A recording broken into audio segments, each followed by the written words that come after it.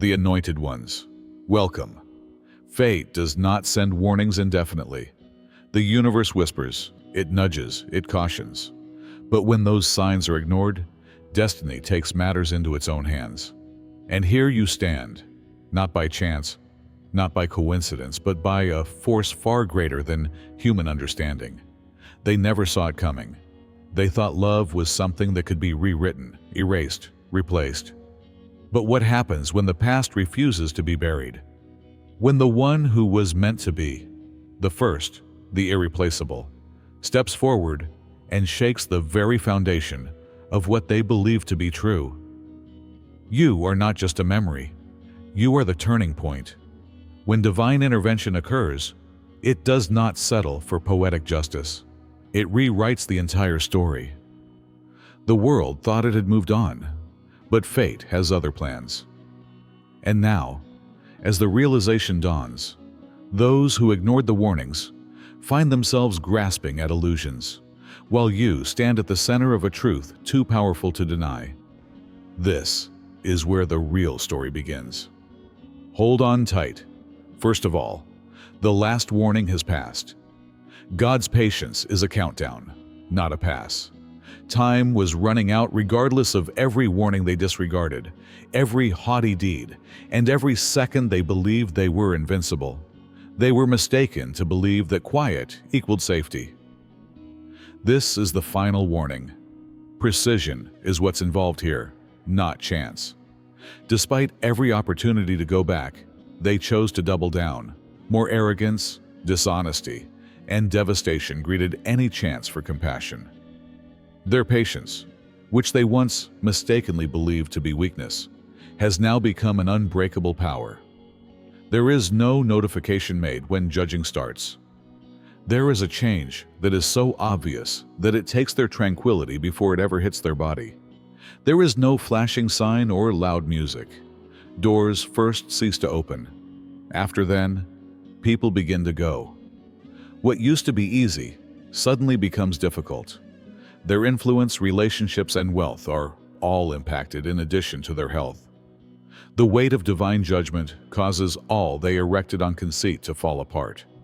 It's already too late when they comprehend what's going on. Their throats are suddenly choked with prayers they never bothered to speak. They search for ways out, but there are none. The consequences, not a warning, are what remain when their abuse of patience has run its course. This is God demonstrating to them what happens when warnings are dismissed as jokes. It's not simply karma. They aren't laughing anymore. Second, their illness is more than simply a physical one. Their lives is affected by the illness, not only their physical health. They may first refer to it as poor luck, a hard patch, or something they can resolve. However, this is an internal collapse rather than just a fever or exhaustion. Once confident and sharp, their thinking begins to work against them. The same deceptions, and manipulations they previously perfected now backfire. They doubt themselves. They forget things. Where there was once arrogance, anxiety now seeps in. The burden of their own dishonesty is mounting, and there is no way out of a mind that won't stop. Then they begin to lose their soul. The things that used to make people feel powerful, dominance, control, and influence no longer fulfill them. They feel exhausted, restless, and empty. They used to criticize humility, scoff at faith, and ignore warnings. Today, they look for serenity in the same places they once mocked. They disregarded peace for too long, however, and it doesn't solve their problems. Then their legacy starts to decay. The deference they sought, lost. The devotion they relied upon, fading. Because even those closest to them can see when someone is destined for failure. Individuals around them begin to distance themselves. Not out of hatred, but just instinct. Once a cause of awe or dread, their name is now said with caution and sympathy. This illness serves as a mirror reflecting who people have become, not only a kind of punishment. They believed that they were above reproach and that others would bear the repercussions. They now understand that the worst type of agony isn't only physical. It's seeing everything you've worked so hard to build fall apart while you're still here to experience it. And it cannot be fixed by money, power, or medicine. Thirdly, their trap was the wait. They believed they were winning. They felt unstoppable each time they got away with what they did. Nothing but success, no repercussions, no failures. They saw the absence of swift punishment as evidence that they were untouchable, and the quiet as approbation. They were unaware that the delay was a setup rather than an act of kindness. God doesn't always act right away.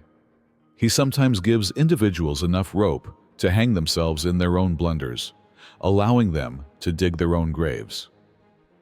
Every additional day, they believed they were getting away with it was just more opportunity to reveal who they really were. They were being monitored. They were not intelligent. They were allowing themselves to accept their own delusion. Thus, they weren't fortunate. They have no idea when the trap was set, and it is now closed. They were in control one minute, and then the repercussions they vowed never to face surrounded them. They were imprisoned by their own decisions. They were blind, but never safe. When they reflect on the past, they see that every warning was a test they failed, and every further chance was a chance they lost. They have the option to alter and to cease. However, they continued to go ahead, farther into the inevitable collapse because of their pride. There's no escape now. They saw stillness as absence and delay as departure. They realize now, too late, that patience was the last countdown, not permission. Time just ran out. Fourth, they created their epidemic themselves. They were really sowing the seeds of their own demise, even if they believed they were gaining authority. They considered every deception they committed, every plan they initiated, and every act of manipulation to be cunning and a kind of control. They were unaware that every action they took was creating the illness that would finally engulf them. Lies propagate, change, and reappear with more vigor than before. Their own reputation is now being destroyed by the lies they spread to harm others. The folks they threw away and used, they are now being exposed by those same individuals who are turning against them and making sure they have no way out. The game of manipulation only works when you're in control. But the same strategies they use to achieve control start to backfire the minute they lose even a little control. The allegiance they purchased, the relationships they coerced, and the trust they feigned all fall apart. They are now the ones being duped, outwitted, and left behind. What about sabotage? It teaches you how to destroy, which makes it the most deadly weapon of all. They were specialists at demise because they spent so much time conspiring against others. However, what happens if their own strategies are used against them? What happens if their name is now attached to the same traps they set? This is a complete circle of repercussions, not a coincidence. They had no option but to get back what they had sent into the world. The disease they now face was created by their own actions. What's the worst? They are the only ones they can blame. The fifth is that they laughed too quickly. When you warned them, they laughed. When they got away with it, they chuckled. Because they believed that consequences were only fables used to frighten the weak, they laughed. They laughed too soon, however. Silence, they thought, equaled safety. Since nothing occurred right away, they reasoned that nothing would happen at all. They failed to see that true reckoning is not accompanied by a loud noise. Rather, it occurs subtly, like a slow poison, like a clock that only they can hear until it's too late. Everything seemed normal at first. Their routine remained the same. Life went on. Then, however, the little details began to change. Once easy-to-open doors remained closed. The once present support gradually dwindled. Their armor of confidence started to crumble. Instead of exploding, it collapsed gradually, piece by piece, while they continued to stand there and act as if nothing had happened. That laughing now, it's gone. The same lips that made fun of it are now muttering in terror. The same individuals who disregarded the warnings are now watching them closely to see when the last blow will be delivered. They were too preoccupied with laughing to see the storm that was building above them. They are now the punchline, even if they believed it was a joke. Sixth, their authority was borrowed rather than given. Persuaded that they were entitled to their position of authority, they exuded a sense of authority. They forgot that everything they had was always alone, and they mistakenly believed that privilege meant permanency. Because of their position, power, and capacity for dominance, they believed they were untouchable. However, loans have conditions, and repayment is mandatory after the allotted period has passed. The deterioration is gradual at first. The same individuals who used to listen intently to their every word now hesitate. They don't have the same authority. Their desire for respect becomes a duty. People wait for the opportunity to quit out of fear rather than devotion. At that point, the change is irrefutable. Their choices backfire. Their power decreases. They are now rejected by the same system that helped them rise. Despite their best efforts, they are never able to fully retain the power they have stolen from the cosmos. They failed the exam, and it was always a temporary post. And now that the debt collector has shown up, what about the interest, loss, embarrassment, and the gradual understanding that, despite their ascent to the top, they were only ever tenants in a mansion that had never been theirs? They are now unable to stop all they have created from slipping away from them. They believed they were unique. They believed they had been selected. They now realize, however, that power can be stolen, and that once it is gone, it never comes back in the same form. Seventh, they will be betrayed by their own group. They thought their circle was loyal, so they used terror, intimidation, and manipulation to establish their empire. However, power-based loyalty is leased rather than owned. Therefore, it isn't genuine. Additionally, the dedication of individuals around them deteriorates the minute that authority does. The shifts are first minor. People no longer respond as rapidly. It seems like the forced grins are tighter. The people who used to listen intently to everything they say now nod absently, already searching for a way out. Deep down, everyone knows that the water is rising and nobody wants to be close to a sinking ship. At that point, the distance is indisputable. Without them, conversations take place. Behind their backs, decisions are made. Those who formerly praised them are now whispering about their demise. And like survivors fleeing a burning house, their friends disperse when the illness, the judgment, and the repercussions become too evident to ignore. The knowledge that they were never really respected, only feared and useful, hurts them more than the betrayal itself. They are neither now, and as they lack the strength to keep them together, their once devoted circle entirely deserts them, leaving them to deal with the consequences on their own. They are suddenly pushed away by the same hands that cheered them on. The voices that formerly spoke up for them now act as if they had never met them. And for the first time, they realize that loyalty is put to the test when you fall, not when you climb. The eighth is that their prayers would go unanswered. They never imagined that they would need pity. They scoffed at the notion of divine justice, disregarded consequences, and derided religion. They ultimately fall to their knees as everything starts to fall apart. The sky, however, are still quiet.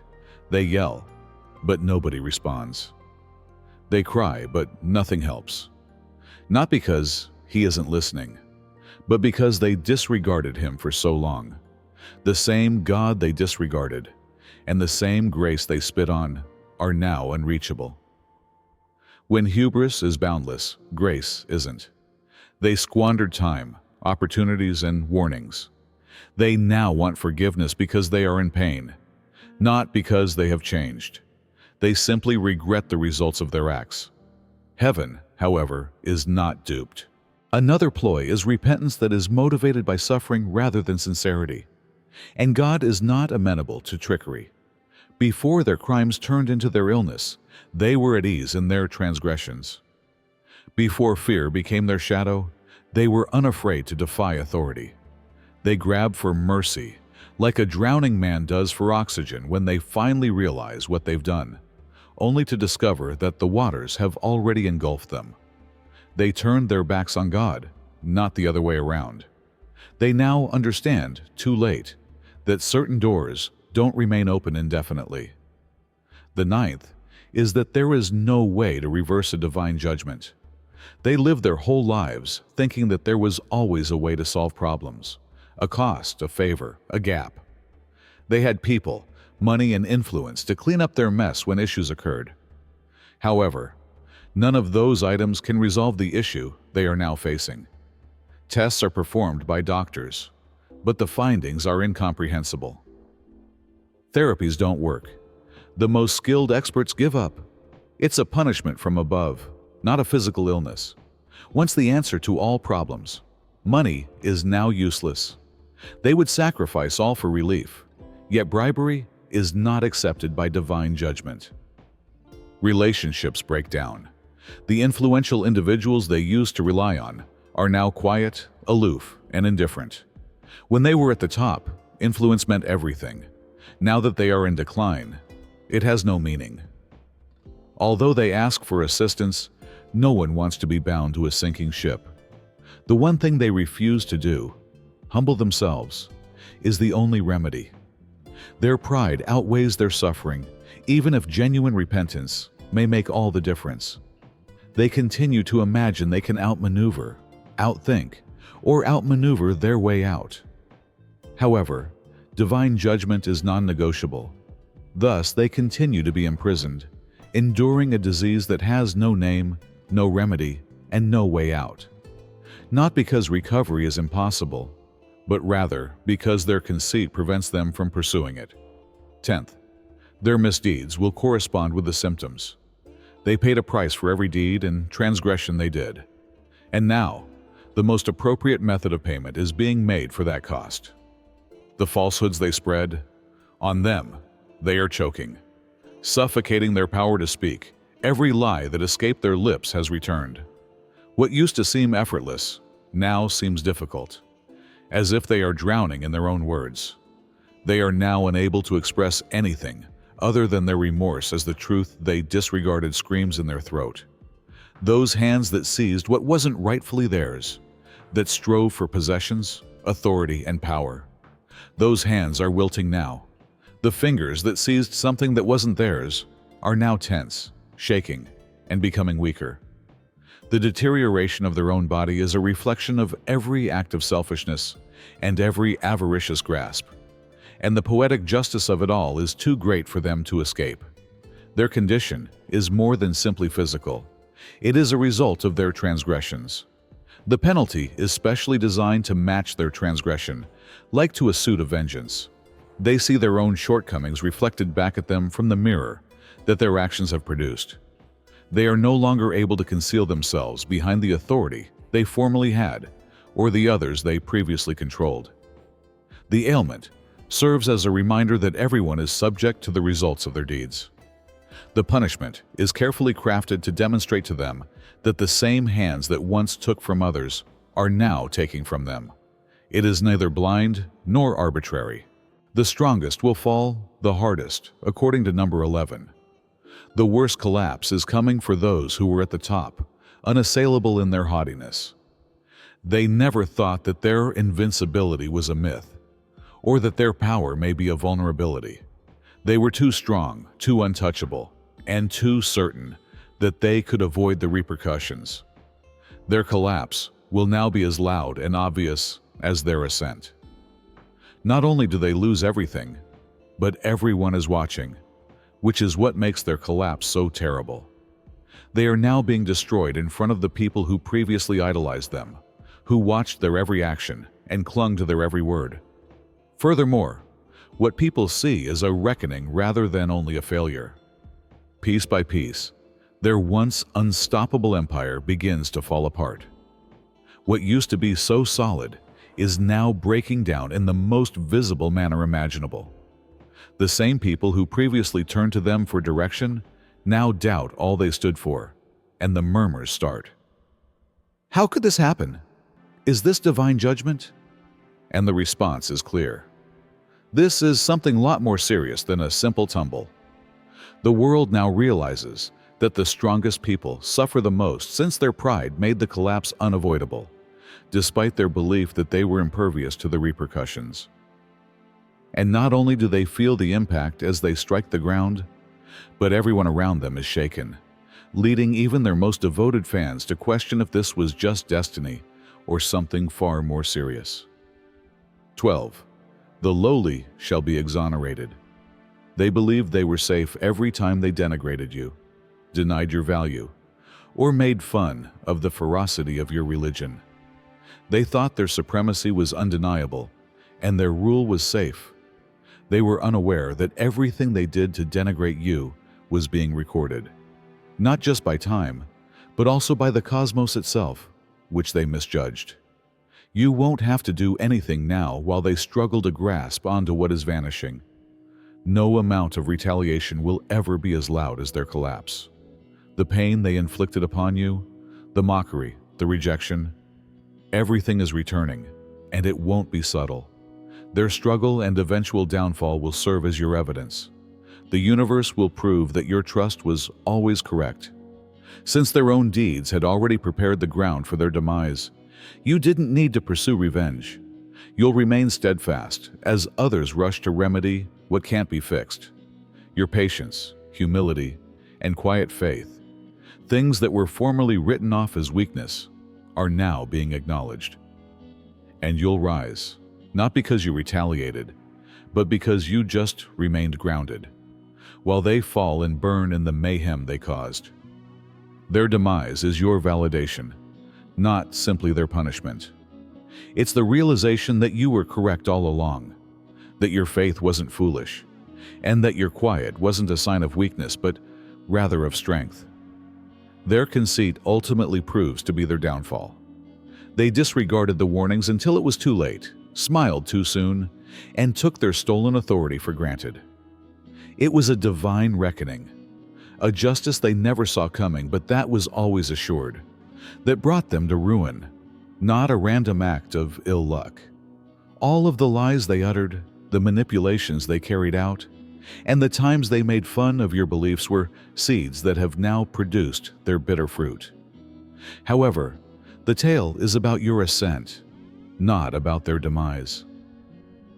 The lessons they missed were intended for you, to strengthen your soul, to demonstrate the power of humility, and to remind you that divine justice always wins out, even when it's silent and seems to take a while.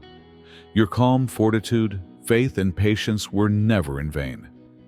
They were never as untouchable as they believed, but they were unaware of this. Your trust was never misplaced. Their failure is your affirmation. You now understand that God's justice, while sometimes subtle, is always potent, because you have seen what occurs when hubris meets the divine. Therefore, remember this as you stand strong among the rubble they left behind. Your success lies not in their loss, but in your own strength, intelligence, and unwavering faith.